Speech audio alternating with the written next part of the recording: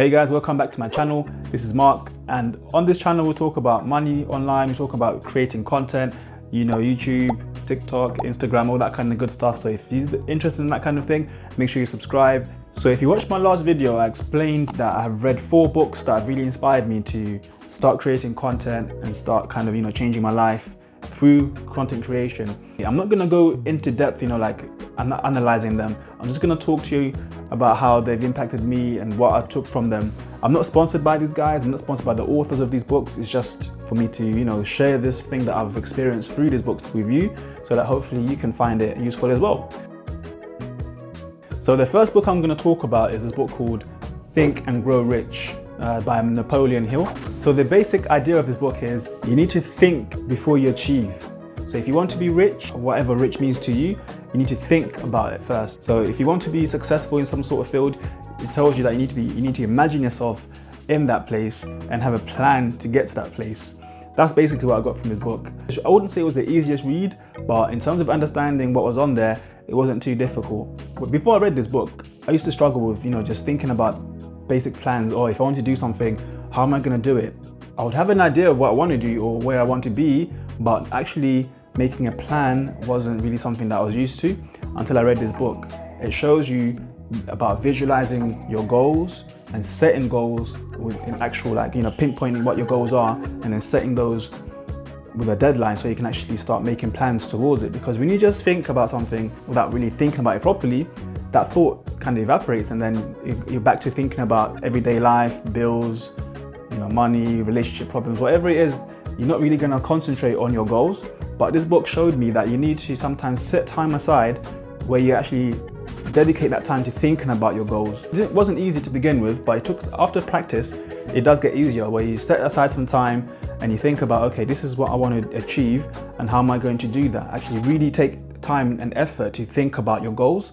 And from that, you can start actually achieving things. You start seeing results after a few months or a few weeks even of applying those things. You can start seeing your mind getting a bit clearer about what you want to do and how to get there. It also talks about being careful about what you think about as well. So it's not really so much about mind control or really controlling your mind, but it's just about, are you allowing thoughts that are not good for you to be dominant in your brain, or are you allowing thoughts that are going to be good for your life to dominate your thoughts? Don't pay attention too much to the negative things.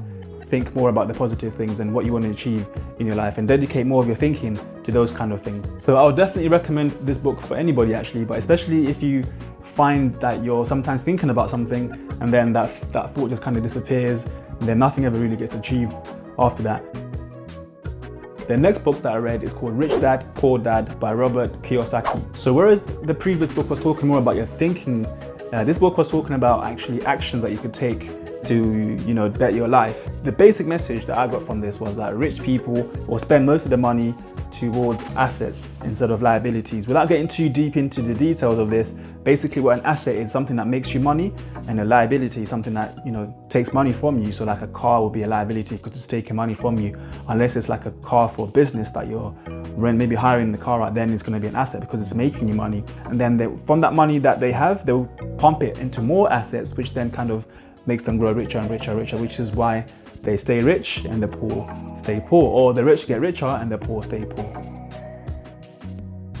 The next book that I read is called The One Thing. So this book basically talks about how if you want to be successful at something, you want to focus on one thing, not too many things. That's the message that I got from it. So if have you ever heard the saying, jack of all trades and master of none? It's basically what it's talking about. So if you look at most people that are what you call successful, they'll do one thing. So those people would have dedicated a lot of time and effort into that one thing, and they weren't really trying to do something else. They weren't trying to be like a basketball player and like a musician. They were concentrating on one thing. They spent all their time on it, all the spare time on it, and they become a master at that thing. So that's basically what this book is talking about. I think for most people, it's not going to be very easy to do that, especially in the days now where we're living, where people are telling you to do this and the school's telling you to do that, or your parents are telling you to do this. Unless you're really focused, I think in today's age, it's quite hard to do that. Even me, myself, I'm doing different things, but I am kind of concentrating on one main thing, which is content creation. Don't try to be a jack of all trades, be a master of one. So the last book out of these 4, which is probably my favorite one, is called The Subtle Art of Not Giving a F***. Yeah, this was a great book. It was so easy to read. It's like somebody talking to you and giving some advice. It's very conversational. The way the guy writes is basically like you're listening to your friend. So what I got from this book was, we live in a world now where we're bombarded with images about, what it is to be successful. You got these people driving Lambos, Ferraris, Rolex watches, all those kind of things. Whatever it is that they're flashing in your face, it makes you feel like, oh my God, like I'm a failure in life. But it's not that at all. You're being shown this small percentage of like humanity, and you're thinking that's the norm when it's not the norm. And this book just kind of shows you that it's okay to be normal and be happy with being normal. Obviously strive to be better in whatever you're doing if you want to be in a different place, but don't feel like you're a failure because you're not driving around in a Lamborghini. This book shows you that it's okay.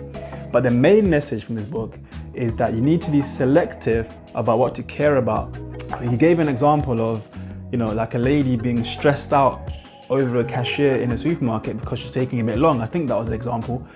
But being stressed out at that, and then something else happens in her life that's more stressful than that, and then now she's even more stressed. Whereas if you kind of think, okay, you know what, she's taking long, that lady's taking long, but I'm not gonna let myself get worked up over that, because your mind is your mind. You control it.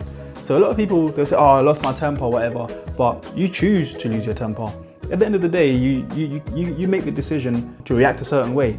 How people treat you, you can't really change that, or you can't really do nothing about it to a certain extent. But how you react to those things is all within your control.